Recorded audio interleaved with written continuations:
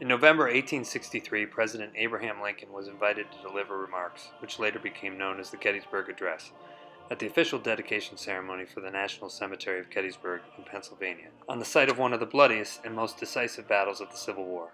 Though he was not the featured speaker that day, Lincoln's 273-word address would be remembered as one of the most important speeches in American history. In it, he invoked the principles of human equality contained in the Declaration of Independence and connected the sacrifices of the Civil War with the desire for a new birth of freedom, as well as the all-important preservation of the Union created in 1776 and its ideal of self-government. 70 years ago, our fathers brought forth on this new continent a new nation conceived in liberty and dedicated to the proposition that all men are created equal.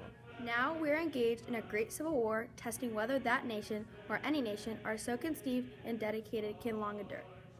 We are met on a great battlefield of that war. We have come to dedicate a portion of that field as a final resting place for those who here gave their lives, that nation might live. It is altogether fitting and proper that we should do this.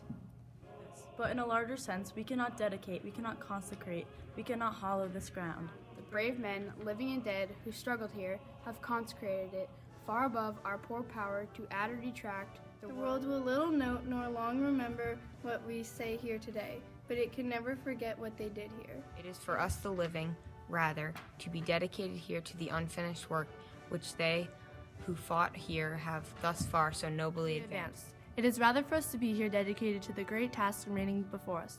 That from these honored dead we take increased devotion to that cause for which they gave the last full measure of devotion. That we here highly resolve that these dead shall not have died in vain. That this nation, under God, shall have a new birth of freedom. And that government of the people, by the people, for the people, shall not perish from the earth.